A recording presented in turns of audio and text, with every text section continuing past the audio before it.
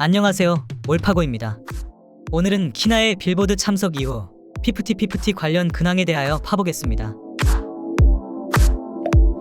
와우. 1. 어트랙트 오디션과 피프티 충원 근황. 먼저 어트랙트 오디션 근황입니다. 어트랙트는 10월 27일 스튜디오잼 주식회사와 신규 걸그룹 오디션 프로그램 제작을 위한 양해각서를 체결했습니다. 스튜디오잼은 JTBC의 자회사이며 팬텀싱어와 슈퍼밴드 시리즈 같은 오디션 프로그램이나 알류넥스트나 두 번째 세계 같은 K-팝 예능을 제작한 회사입니다. 결론적으로 어트랙트 오디션은 JTBC에서 방영할 것이 거의 확실시되는데요.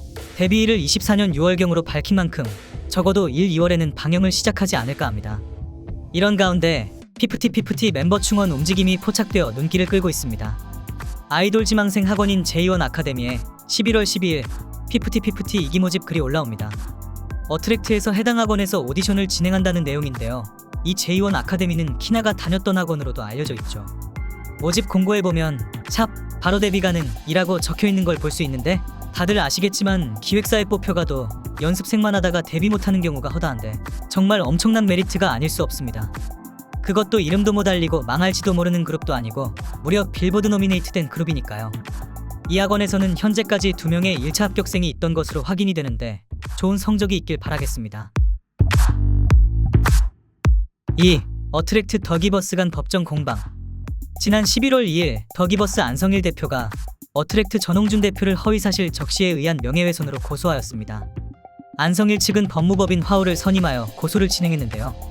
전홍준 대표가 피프티 멤버들과 계약 해지 분쟁이 발생하자 아무런 근거 없이 여러 매체에 수차례에 걸쳐 안성일과 백진실이 피프티에게 가스라이팅하고 있다는 등의 허위 사실을 유포하여 명예를 훼손하였습니다. 안성일 대표는 어트랙트 전속 계약 해지를 위한 유인행위를 한 사실이 없습니다. 피프티 멤버들을 더기버스나 안성일 대표의 영향력하에 두려는 의도가 전혀 없었고, 여러 이유로 멤버들과 그 부모님들로부터 계약 해지 시 발생할 수 있는 문제점들에 대한 문의를 받아 이를 매몰차게 거절할 수 없어서 객관적인 입장에서 답변을 해준 것뿐입니다. 라고 주장했습니다. 이게 대체 무슨 주장일지 모르겠네요. 이미 이전에 키나 아버지와의 통화에서 가처분 인용이 안 될 거면 시작도 안 했다 라고 말한 건 누구였을까요? 객관적인 입장에서 답변만 해주는 거면 시작도 안 했다 라는 말은 하면 안 되는 거 아닌가요? 누가 들어도 주도한 것처럼 말을 했고 이후 워너가 나설 것이다 라는 구체적인 플랜까지 언급했으며, 거기에 더하여 전홍준 대표는 횡령으로 구속될 수 있다고 부모님을 속인 녹취 내용이 분명히 있는데 무슨 소송인지 모르겠네요. 언플하려는 건가 싶기도 한데 본인 이미지가 이런 언플로 어떻게 될 수준은 아니라는 걸 잘 모르는 모양이군요.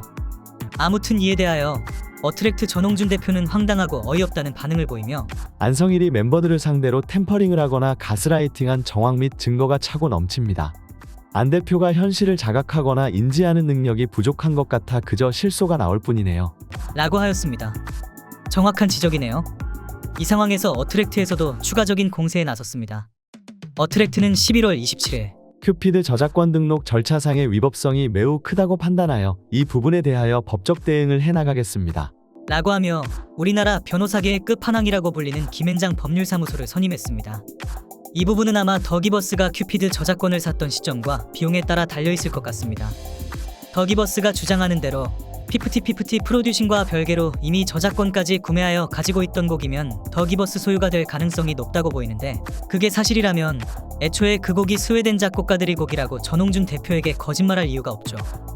그렇다면 저작권은 이전에 말한 대로 세 가지 가능성이 있습니다. 애초에 저작권을 산 게 아니라 저작인접권을 샀고 서류를 위조해 저작권까지 구매한 것처럼 속였다면 저작권은 스웨덴 작곡가들의 것이 됩니다. 그리고 어쨌거나 저작권까지 산 건 맞으면 그 이유는 더기버스가 분명히 저작권과 저작인접권을 별개로 인식하고 저작권을 위해 자체적으로 추가 지불한 금액이 있어야 더기버스 것이 됩니다. 그런 내용이 없이 1200만 원 내에서 구매했다면 어트랙트의 것이고요. 결론적으로 키는 스웨덴 작곡가들에 있을 것으로 보이네요. 저작권을 샀는지 여부도 얼마에 거래했는지도 이들과 연락이 필요할 것 같습니다. 아무튼 우리나라 최고의 법률사무소가 붙었으니 좋은 결과를 기대합니다. 3. 피프티 1주년 기념 키나 지하철 광고 게시. DC인사이드 어트랙트 오디션 갤러리와 키나 갤러리에서 피프티 1주년을 기념하여 키나의 지하철 광고를 계획합니다. 이를 위하여 유튜버 정리맨이 총대를 메고 모금 및 광고 게시를 도맡아 진행하게 됩니다. 이때 진행 중에 어트랙트 전홍준 대표가 정리맨의 방송에 등장해 슈퍼챗 50만 원을 쏴서 화제가 되기도 했습니다.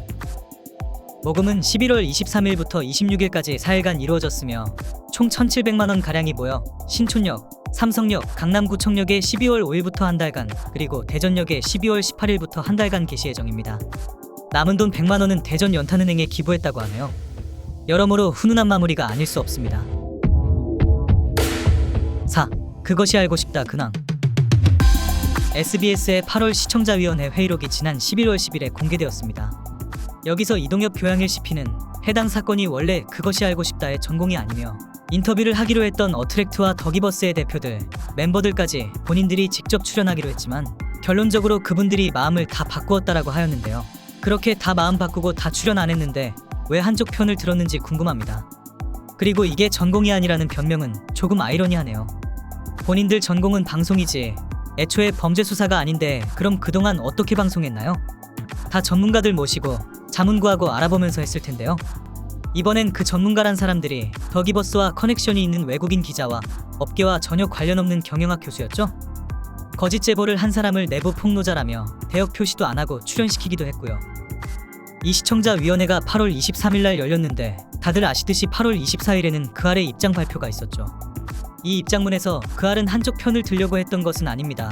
한매연과 연재연 및 시청자들께 죄송합니다 라고 하며 후속 방송을 예고하였는데요. 이때 편파 보도의 피해자인 어트랙트엔 사과는 물론 연락조차 하지 않았고 이후 후속 방송을 위해 멤버들만 인터뷰했던 정황이 이미 밝혀졌었죠. 결론적으로 본인들이 내용이 잘못되었음을 온전히 인정하지 않고 본인들이 논리를 뒷받침해줄 추가 내용들을 만들고 있었던 정황이라고 볼 수 있을 것 같습니다. 그러나 돌연 11월 21일 그것이 알고 싶다는 8월 19일 날 방송된 빌보드와 걸그룹 누가 날개를 꺾었나 편에 다시 보기를 중단하게 됩니다. 아무래도 10월 복귀한 키나가 가져간 증거들이 매우 크고 반박이 불가하고 더욱이 현재 1인 그룹인 피프티피프티에 대한 긍정적인 여론이 압도적인 상황이라 본인들 입장에서 추가 방송을 통해서 무언가를 만들려는 시도를 했다가는 더 안 좋아질 수 있다고 판단한 것으로 보입니다. 그렇게 보면 그동안 8월 방송을 남겨뒀던 이유도 아마 2차 방송 때 잘 밀어붙이면 1차 내용도 살릴 수 있다는 생각이 있어서였는지도 모르겠네요. 그냥 좀 인정하고 사과하면 안 됩니까? 어른스럽지 못하네요. 5. 위태위태한 유니버스 티켓. 그 알에 대한 유탄을 정통으로 맞아버린 오디션이 있습니다. 11월 18일부터 시작된 SBS 걸그룹 오디션 유니버스 티켓이 바로 그 오디션인데요. 같은 방송사에서 방영된 그 알이 피프티피프티 사건을 다루면서 회사는 언제든지 자금을 투자받아서 아이돌을 만들면 되잖아요 라는 의견을 그대로 내보내고 거기에 더해서 진행자 김상중 씨를 통해 실력 있는 걸그룹이 소속사를 선택할 권한을 줘야 하지 않을까요? 라는 말을 하는 바람에 니네는 어떻게 하나 보자라는 시선이 매우 많은 상황입니다. 현재 해당 방송의 시청률은 0점대를 벗어나지 못하고 있습니다. 이 유니버스 티켓을 통하여 데뷔하게 될 아이돌은 패션회사 FNF를 모기업으로 둔 FNF 엔터테인먼트에 소속되어 연예활동을 하게 된다고 하는데요. 과연 실력 있는 아이들이 여기 말고 다른 데에 갈 수 있을지 궁금하네요. 망한 오디션 프로로 데뷔한 그룹은 데뷔 이후도 반응이 미지근한 게 증명이 되고 있는 상황이라서 현재 추이라면 비슷한 전철을 밟을 수도 있을 것 같네요. 아이들은 살아야죠. FNF야 모기업에서 또 투자받으면 되지 않나요? 6.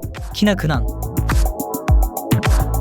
키나는 12월 2일 틱톡에 빌보드 뮤직 어워드 파티에 참석하기 전 준비 영상을 업로드했습니다. 14초 분량의 짧은 영상에서 키나는 빌보드에서 보였던 의상으로 전환하며 매력을 발산하고 있죠. 또한 12월 4일 첫 정산금으로 대한적 십자사에 자립준비 청년들을 위하여 1,000만 원을 기부했습니다. 키나는 의미 있는 곳에 도움 줄 수 있는 기회를 주신 모든 분들께 감사드립니다. 모진 세상 앞에 놓인 청소년들이 절대 꿈을 포기하지 말고 계속 도전해 나갔으면 좋겠습니다. 라고 밝혔는데요. 자립준비 청년이란 아동양육시설, 공동생활가정, 가정위탁 등의 보호를 받다가 만 18세 이후 보호가 종료되어 홀로서기에 나서는 청년을 뜻합니다. 후원금이 좋은 곳에 잘 쓰이길 바라며 추후 키나의 활발한 활동도 기대하겠습니다. 이상으로 피프티피프티 후속 진행 상황을 확인해 보았습니다. 피프티피프티 건은 언제 봐도 흥미가 돋는데요. 다행히 최근에는 들리는 소식마다 통쾌한 소식이라 다음 소식을 기대하게 만드네요. 추후 소식이 들어오면 다시 전해드리겠습니다. 이상 몰파고였습니다.